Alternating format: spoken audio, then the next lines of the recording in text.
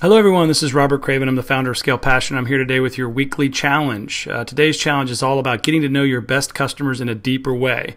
You may think you know your customers, but I'm here to tell you you probably don't.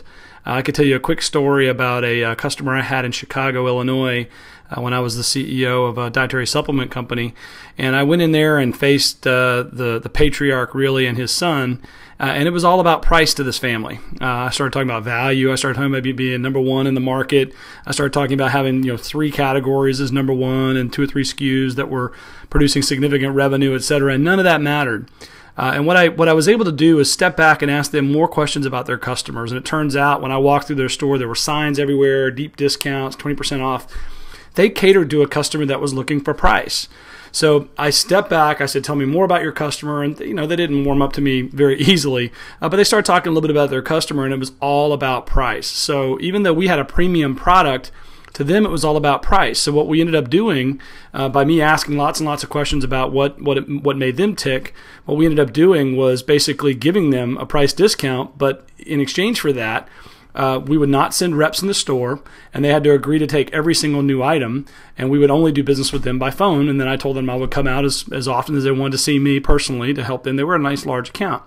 So anyway, we were able to strike a deal where it was a win-win. We gave them the price they wanted, but at the same time, we didn't have to serve them like we would our customers that didn't operate on price.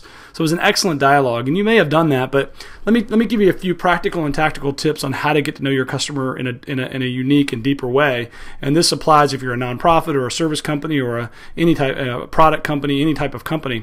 First, perform an 80-20 analysis. If you don't know who your top customers are, do an 80-20 analysis. If you go on the Scale Passion site, you can find a little lesson on how to do an 80-20 analysis. But basically, what that means is find out who the top 20% of your customers are who are doing 80% of the business. Make a short list.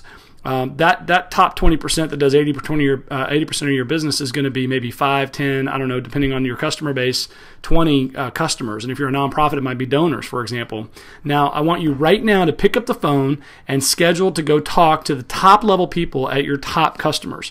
When you pick up the phone and call them directly, tell them you want to learn. Promise not to sell them. Tell them that you want to learn from them about their business and about their baby. You may be really passionate about your baby as a Change the World entrepreneur, but in this instance, I want you to talk to them about their baby. Tell them you want to learn.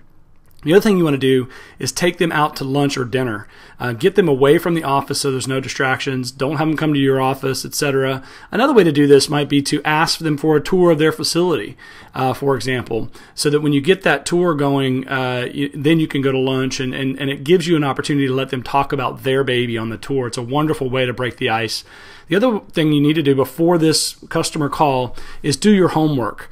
Go to their website, pick out the keywords that they use, really understand who they are as a customer. If they're a public company, even better. Get their 10K annual report. There's always a letter from the CEO. Find out what that CEO is saying in that letter. Find out what drives them. Ask other people if you know other customers, if you've got other contacts. Find out what drives them and what their motivator is before you go to the lunch. That way you can ask the right questions. Now you got 2 ears and 1 mouth. I want you to listen in this call. Ask lots and lots of questions. So here's a list of specific questions you might ask that CEO. What are your biggest priorities? I read your 10K. You mentioned things like this. Tell me more about your biggest priorities. Show that you care about their business. Who are your customers and what are their needs?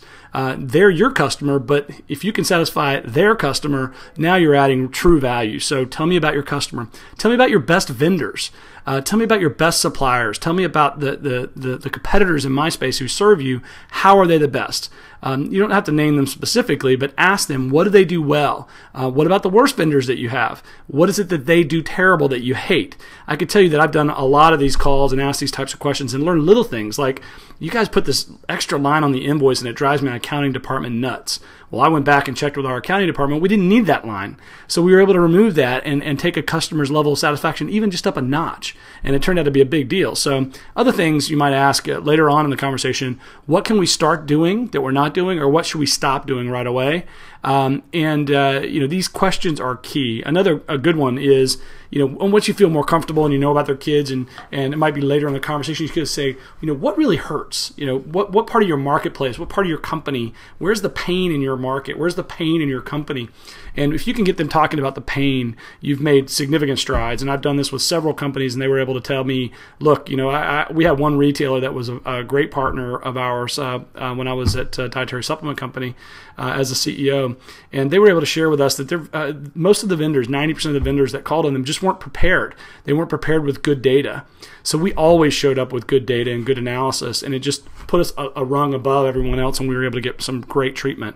Now, you don't sell on this call. Okay, you don't sell. It's all about learning and doing the due diligence. Now, the rest of the story with my retailer in Chicago, we increased our business with them by 50%. They were extremely satisfied. They weren't a big burden for us because we weren't, we weren't hitting our heads up against the wall, beating our heads up against the wall, trying to get them to do business with us the way we wanted to do business. They did business the way they wanted to do business, and they were just happy. We also implemented the key learnings from that call into our call center. We actually had a call center that we used our database of retailers and actually classified them by type of buyer. So we had buyers that were really price sensitive, and we had other buyers that we called the zealots. They were the true believers. They really wanted to teach and educate. So we set up scripts in our call center to talk to each one differently. So when the retailer would call in and we knew it was a price buyer, we would offer them the discounts. We would offer them extra case deals, which we knew that they really loved. Versus the zealots, we would offer them educational opportunities, and our educator is going to be in your area very, very soon. And like I said, you can apply this. This is simple segmentation, and you can learn more about segmentation on Scale Passion side as well. So this is your weekly challenge. Pick up the phone, call your top 2 or 3 customers, call those top 10 if that's who's doing 80% of your business. Get out, ask them the questions that I've just outlined for you. I'm Robert Craven, and just know that I am completely committed to helping you scale your passion. Have a great week.